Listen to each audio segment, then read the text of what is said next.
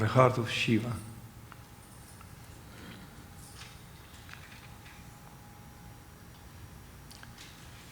And just in case we are perplexed by that term, or if it sounds too exotic and unfamiliar, remote, from a distant culture, I would like to translate that term so it can become a little bit closer, a little bit more intimate. Shiva here does not stand for the Hindu Trinity. Shiva here stands for that which is closer to ourselves than our own breath.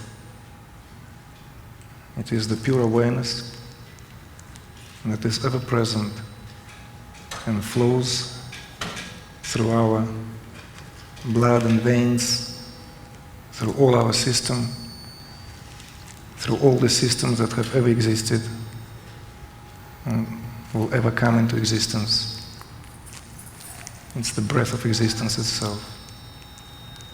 So Shiva, when we say Shiva, is not some kind of god out there, born in Indian subcontinent, drew long dreadlocks, and kind of like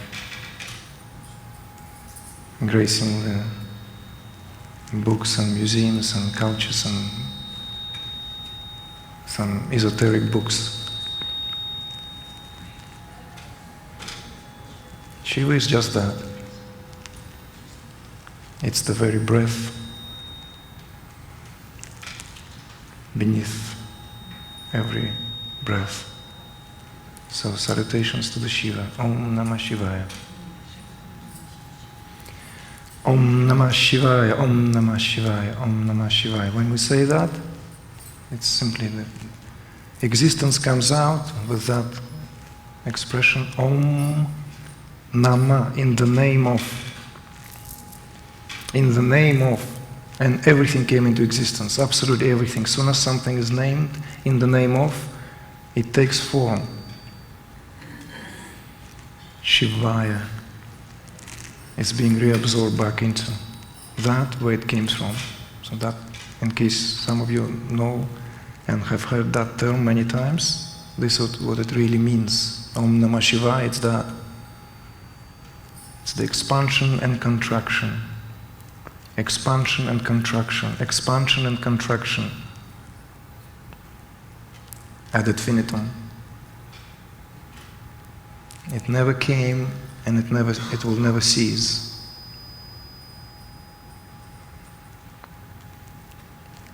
It may feel so remote, yet I would like to ask you one thing. Just take your right hand. Just take your right hand. Don't worry about that. Just put it on your right hand side. Slightly, put it in the center, put it on your physical heart, put it on the right hand. Don't worry, just put it on your chest and close your eyes just for 1 minute. Just for 1 single minute.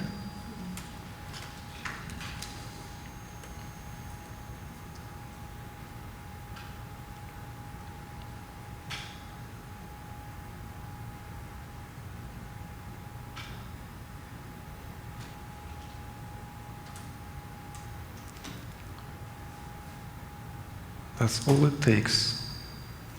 That's all it takes. Just feel that touch of your hand on your chest.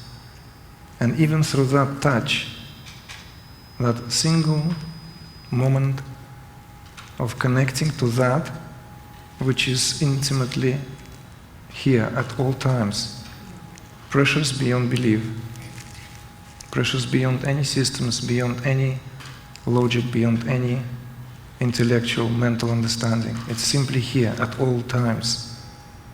Never was there a time when it was not here.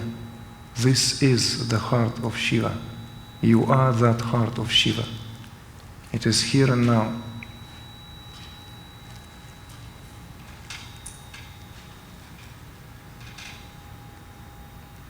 So what I want you to say and what I want you to convey here, in very simple terms, is that Shiva is not just have the dreadlocks and the fun look, the snakes around his neck, and what have you. Apparently Shiva also has the heart. Shiva has the heart. So pure awareness is not some kind of indifferent,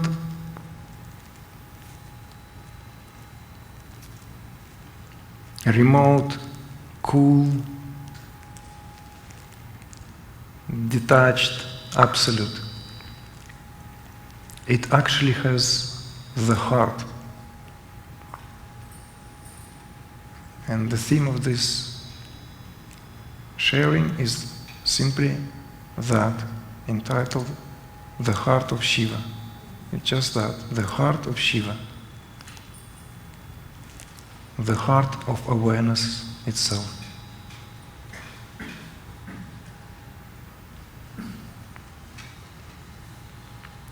So it may sound a little bit contradicting and a little bit bewildering, maybe a little bit amusing. How can that, which is beyond any plane of manifestation, omniscient, omnipresent, and omnipotent, which transcends time and space and all limitations born within these dimensions, how can that have any quality? How can we attribute any quality to that which transcends any quality to start with?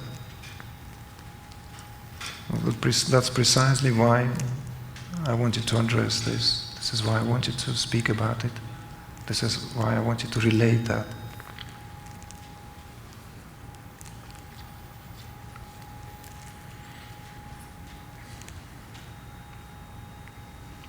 Because as we dive into the ocean of non-duality and to measure its depth,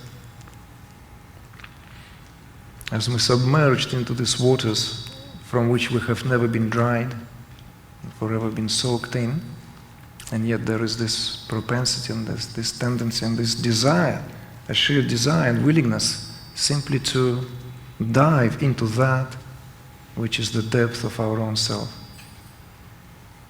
But it seems to me that in that diving, there is this somehow preference comes to the surface, which doesn't allow us to measure the real depth of that ocean of sound, which all of us share at all times as just that humming,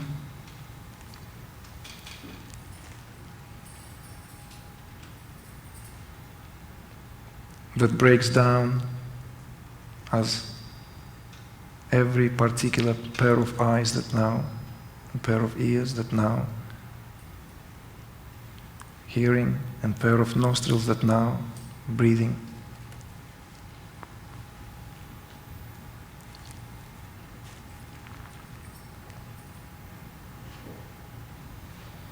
So don't worry if I am not going to make much sense in this presentation. It will take care of itself.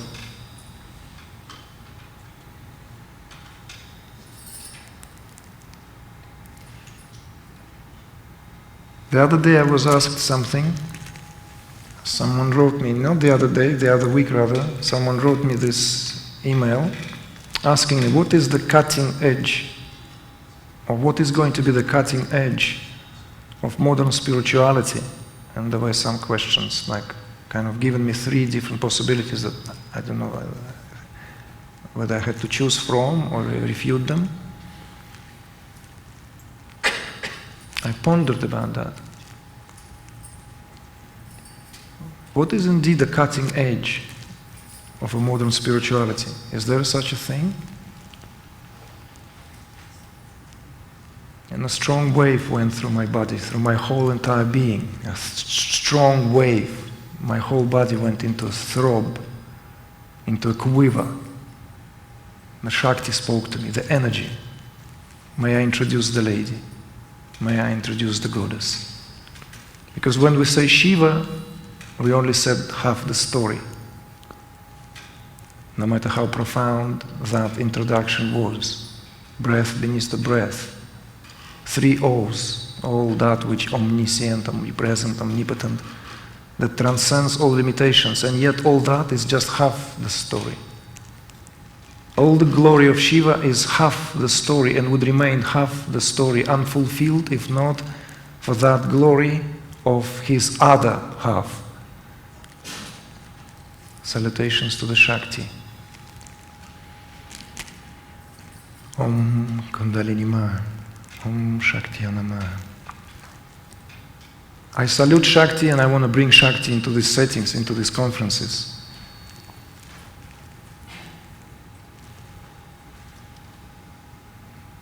So let me explain before it starts to sound all wacky for some, all too esoteric and too exotic and too what have you. Shakti is that which is indeed the breath.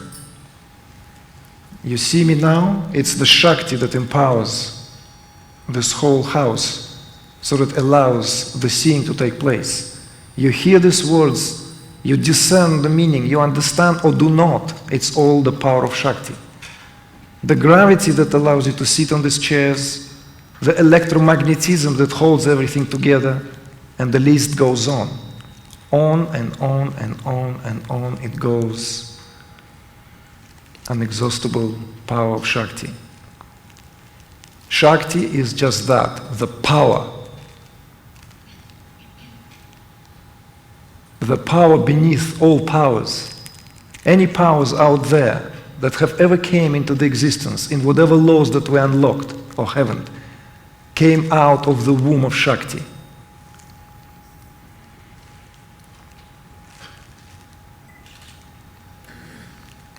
So when I went back to that email and I thought, what indeed is the cutting edge of the spirituality, of the coming days? What will be that cutting edge? It was evident. It was blatantly evident. Shakti. Shakti has always been behind that process. She is the very sword of discrimination that dissects this reality and cuts away that what covers our perception with delusion. It is exactly that power. So the cutting edge, the trends may come and go. This will be more trendy, that will be more trendy. This ism will be more trendy, that ism will be more trendy. We may rediscover Christianity, we may become obsessed with Zen again. We might suddenly all be converted into Kashmir Shaivism if Buddha the gas pump will upload that video we did yesterday. Right? But unless there is Shakti, all this will remain on the level of just yet another something that is being reshuffled from one compartment of the brain into another compartment only to be refurbished.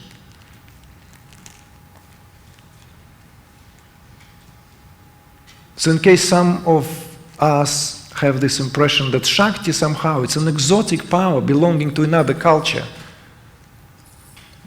I'm not wearing my glasses, but I can see cross on the chest of the lady there. That's what it is. Shakti is the cross.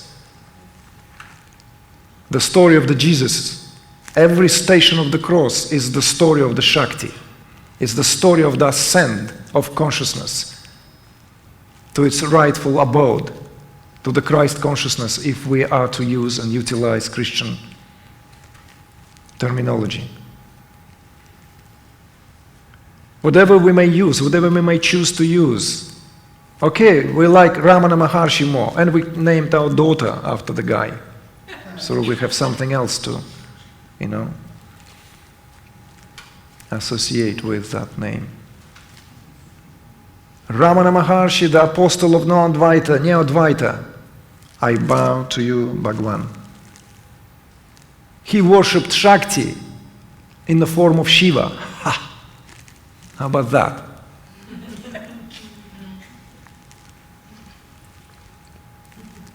He went through the experience of Shakti directly, in the most visceral manner, in his late teens.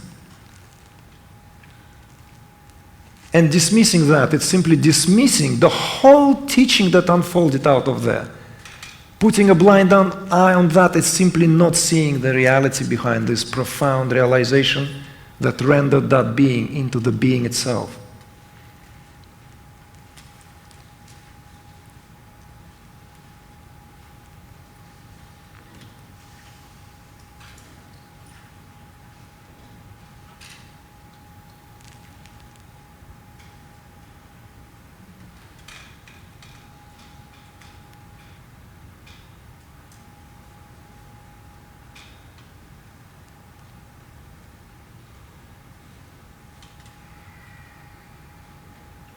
So how do they both sit together? How do they relate? Is Shakti a distant relative of Shiva? A mistress, a wife, a lover? Are we talking blasphemy here? Going to be arrested on the way out here for compromising the very term of this conference? Huh?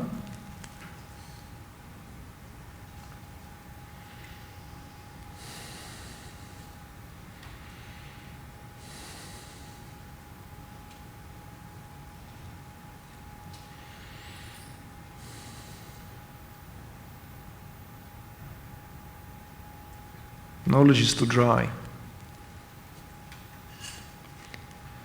Knowledge is too dry. Even the knowledge of the self is too dry. If it's not accompanied, if you're not drowned in the waves of your own love that knowledge evoked, you'll be fried and become brittle. You might think you've realized the self. We might think we're bathing in the glory. But bathing means being wet. And it's only Shakti that gives us wetness.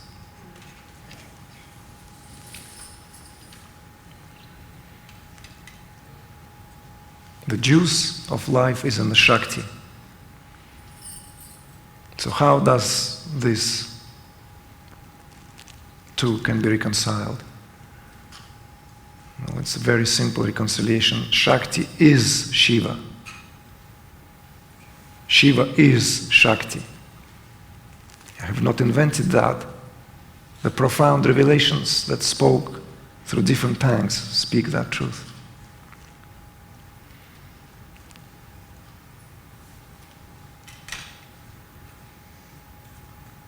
You may separate the skin of orange from its orange. You may actually squeeze it into a juice and throw away the pulp, but you can never separate Shakti from Shiva. Nor can you ever separate Shiva from Shakti. It is one reality, one indivisible reality, and yet it's always two. How? Why? There is no awareness unless it is aware of itself. You cannot be aware of itself unless there is a power of self-awareness that illumines that. And that power of self-awareness is Shakti. In Tantric spirituality, these are the cornerstones. You will never understand Tantra, no matter how many times you take off your clothes and attend these retreats, and unless you understand that very, very principle, that there is Prakasha and Vimarsha.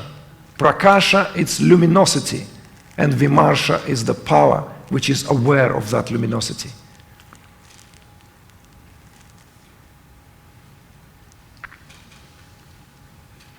The nature of Shiva is that it's luminous.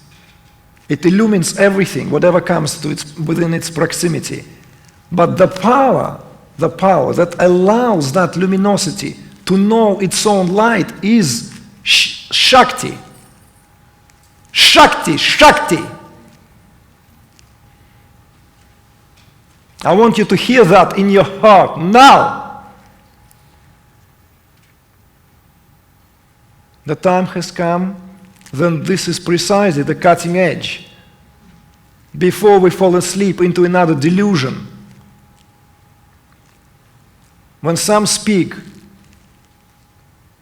that there is a realization avoiding somehow the path of Shakti, it's the biggest delusion that have ever been spoken in these circles.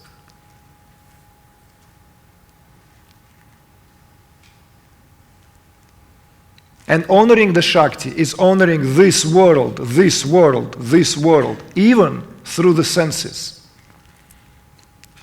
Because it is through the senses that the marvel of this experience is being brought fully back onto the self, for the self to realize itself to the magnificence of its own glory, so that it can partake in this reality through every being, through every embodiment as that.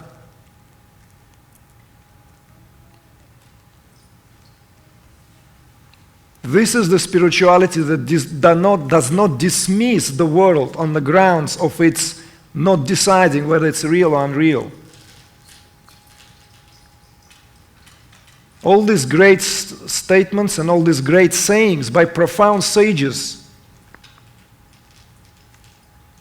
like only this is real and that is unreal, only that is real and this is unreal. Adi Shankara was a profound devotee of Shakti. Sundari Lahari, read this text. Read this text, please. It's the hymn to Shakti, written by the great Advaitic sage. There will be not one discourse by Ramana Maharshi if there was no Adi Shankara in the 8th century. None. Ramana simply stood on the shoulders of the giants who came before him. So those who came here to propagate the teachings of non-duality or teachings of Neo-Advaita in the name of so-and-so, better to be reminded that those sages who have been propagating the doctrine of non-duality or the doctrine of Advaita Vedanta were profoundly devoted men. They worshipped Shakti through every breath and through all the pores of their beings. Just Google that today, please. Google these two names, Adi Shankara and Sundari Lahari. Hymns to Shakti, profound beauty.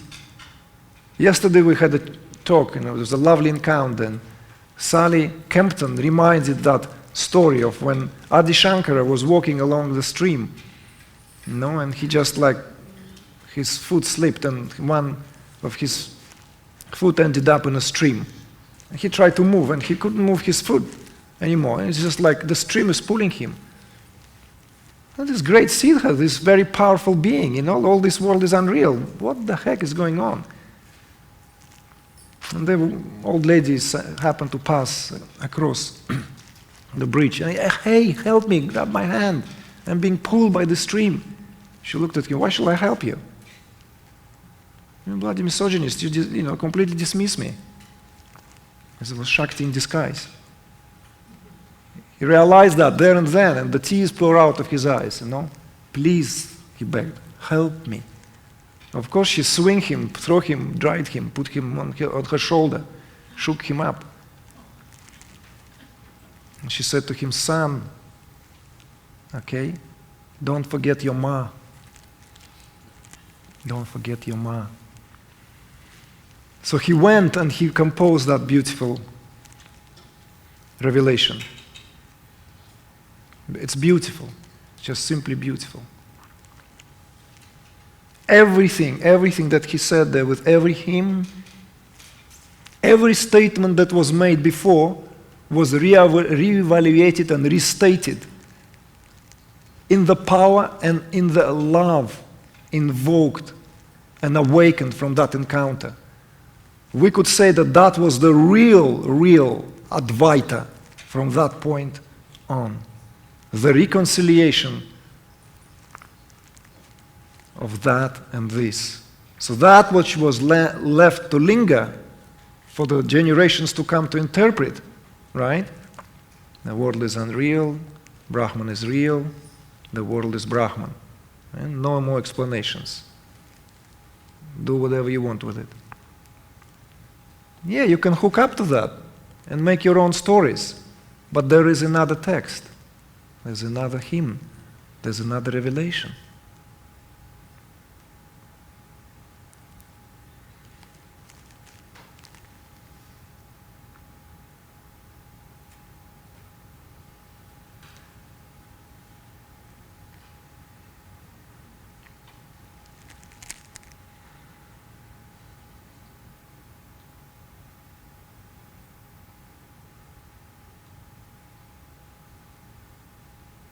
Still sound too exotic. Shakti, Shakti. It's too exotic, isn't it?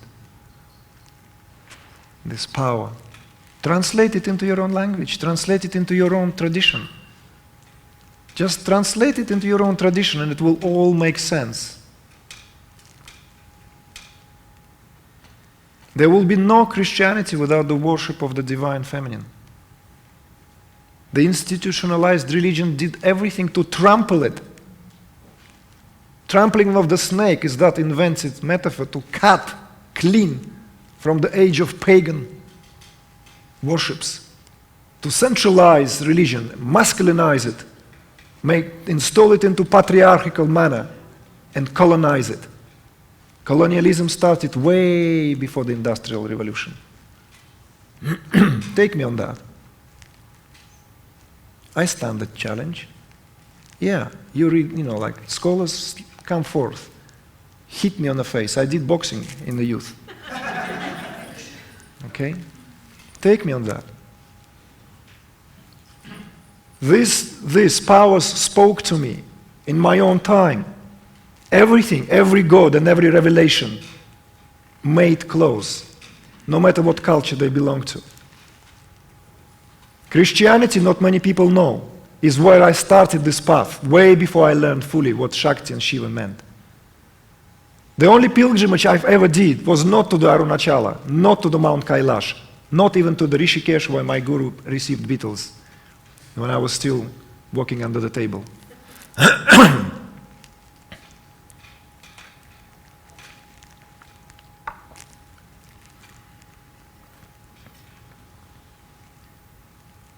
The only pilgrimage I ever did was to Mont Saint-Pilon in south of France, to the place where Mary Magdalene sat in meditation for 20 years in the cave, because I was compelled. That's the only place that drew me, in my dreams, haunting. I worshipped the Devi, but I never knew that. I've worshipped the Devi.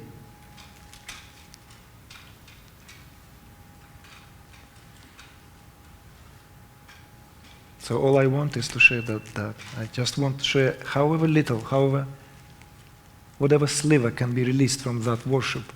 And if it can take any hold, if it can vibrate in any strand of your being, in any nerve, in any cell of your being, it will take hold. Trust me on that.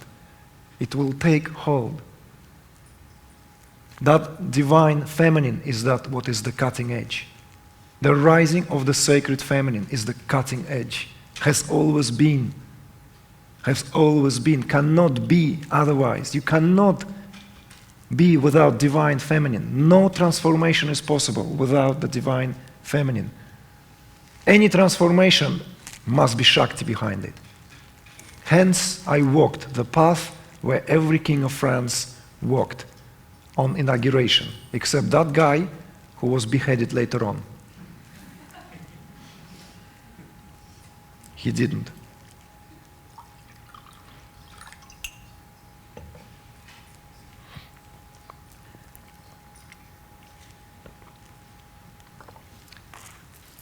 Saint Matthew built a cathedral at the bottom of that mountain, considered to be the first cathedral ever built in Europe. Mary Magdalene stepped down, received stigmata, blessed the temple, blessed Saint Matthew, retrieved back in the mountain, never to be seen again. At the top of that mountain is a very small, very, very small little, don't even know what to call it because it's a prototype of all this future, Christian temples. It's so small that only one person can enter at the time.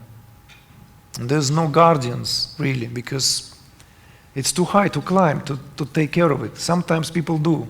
When I was there was a remnants that someone took care of the place maybe a week before. There were dry flowers. Wind, birds flying, very windy, beautiful, standing on the top. You can almost see the shores of Africa from there on a good day. Don't take me on that. But It felt that way. It felt that way. It felt that way that every other shore was seen from there. And I thought I will mention that. I will mention that to come clean and clear, so that when I speak of Shakti, you will understand I don't speak of Indian or behalf of Tantric tradition, or behalf of this tradition or that tradition. Shakti transcends all tradition, and yet she is the very power which sustains every one of them. Absolutely every one of them. So those who say that, oh, spiritual revelation transcends the tradition itself, is no longer relevant. No, no. Every awakening and every revelation is only an enrichment of that tradition. It makes the tradition fully alive. It brings it to life. Again and again, because tradition cannot be sustained only on rites and rituals. It has to be sustained by those who live that truth directly. Live that truth directly. Live that truth directly.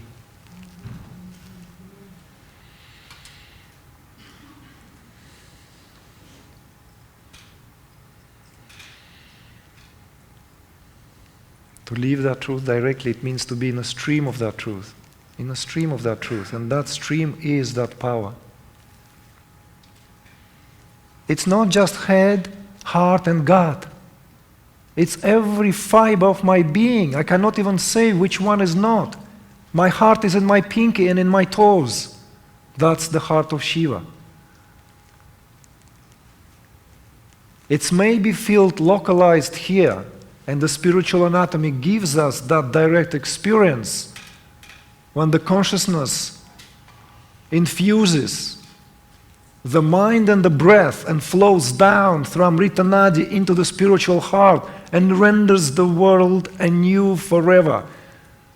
Yet it is everywhere. It is not localized, cannot ever be localized. It is non-local by its very nature. Hence you are in a stream of that. In a stream, in a stream, in a stream. You know, it's like you enter the stream. Imagine you lie down in a stream which is not deep enough so it doesn't carry you away, and you feel the water streaming everywhere.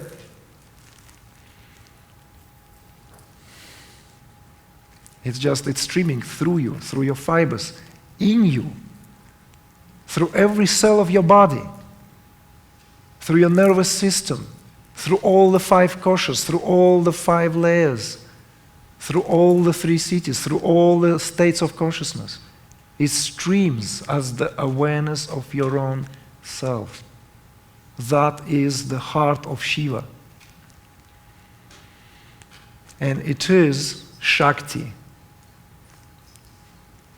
It is Shakti who makes it possible. And yet, there comes a manifestation. And that manifestation is where the Shakti gives birth to the world through her womb. Hence the title of my workshop on Monday. It's called the Triadic Heart of Awareness. So this was just an introduction. Don't tell me I'm a bad salesman.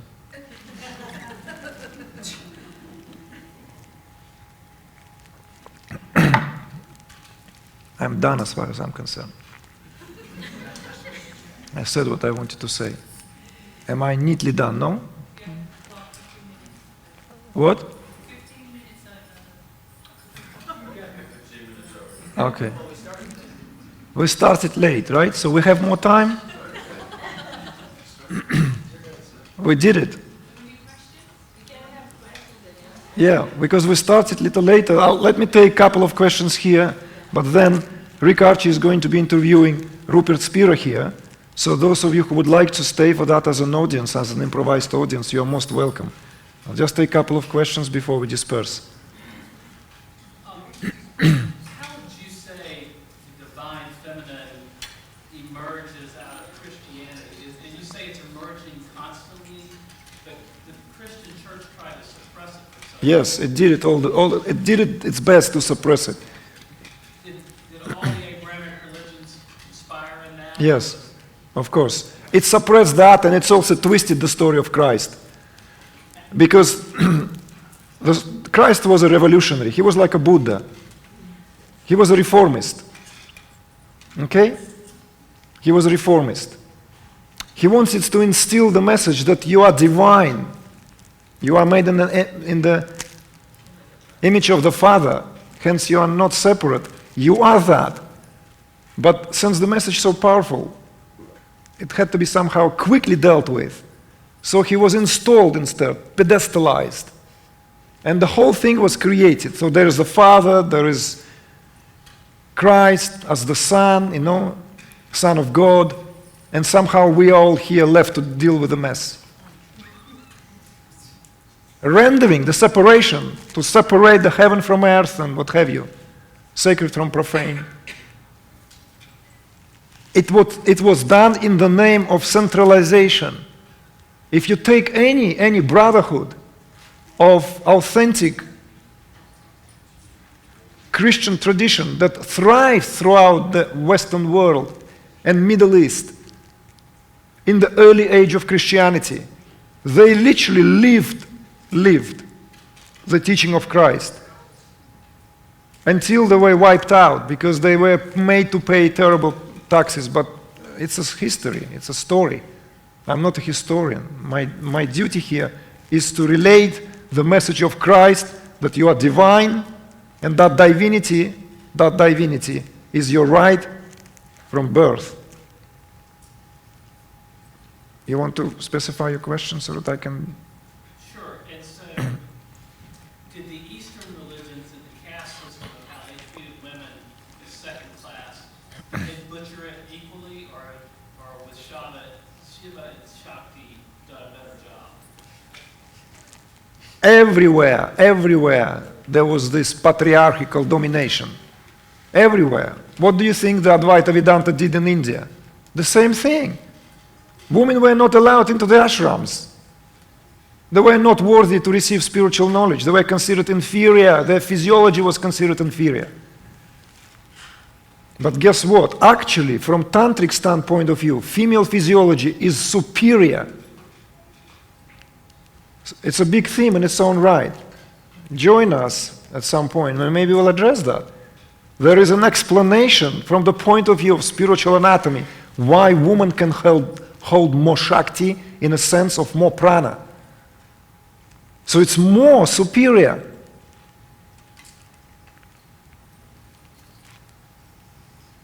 But I'm not interested in scholarly questions, you see, like how it was suppressed. Cut to the core of it. What is it there for you? For you, as someone who is sitting there and asking this question, ask from your personal spot.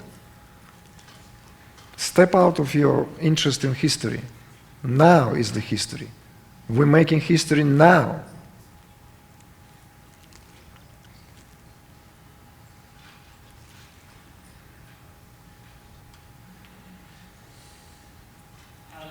How does it manifest today? How can we release it to bring it faster?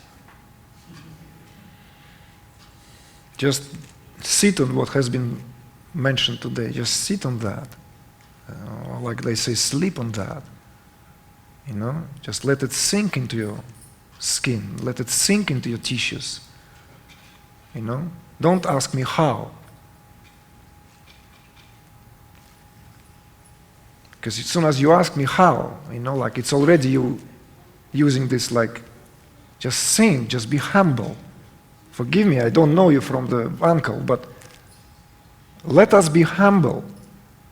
Let us recognize that the non-duality truly means that. It cannot just be awareness and bust. That doesn't work that way. You know what? Shakti is so magnanimous. Recognition of that brings grace closer. It invites grace. Honor that. Honor your other half in you. Even in that dichotomy. In the dichotomy of that dyadic relationship, of that masculine and feminine, Absolutely everything is subject to that. The Shiva-Shakti relationship is everywhere. You cannot point me out one category, one aspect of existence that does not have that dichotomy, which does not have that dyadic relationship. So honor the divine feminine in you. Honor the feminine in you to start with. Then you will learn to honor the divine feminine in you.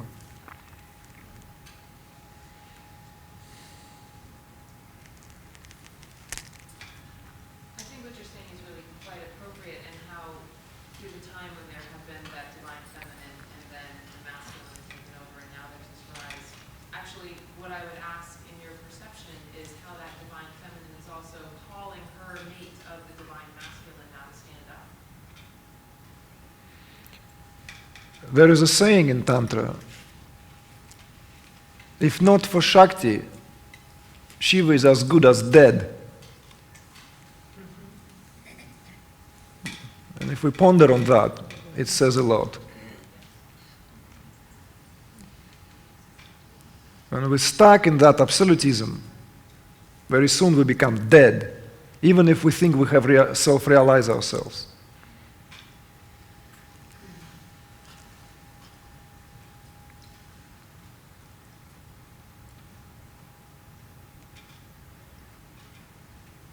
That's why I said we can peel the skin of the orange and we can squeeze and separate, but we cannot separate Shiva from Shakti. So those who claim some kind of realization must be maybe missing something. What if there is a possibility that there is some kind of one-sided understanding, one-sided maybe even perception, one-sided even experience, if some claim that that is the direct experience? And forgive me, but because I went out of the theme, because I just realized, but that wasn't the theme of my talk. Because the theme, because I remember the abstract that was submitted, mentioned that I meant to reconcile and I meant to talk about this triangle, the universal Yoni, the very, very triadic now relationship of the seer, seeing and seen, which is a manifestation really of the primordial ground of creation, the very substratum, the Satchitananda, the Being-Consciousness-Bliss. And this is the theme of the coming workshop. And I do speak about it, and I have spoken about this. But somehow I felt 35 minutes, whatever is allowed, is not enough. So forgive me, this is why I thought 3 it's too long, let's stick with 2.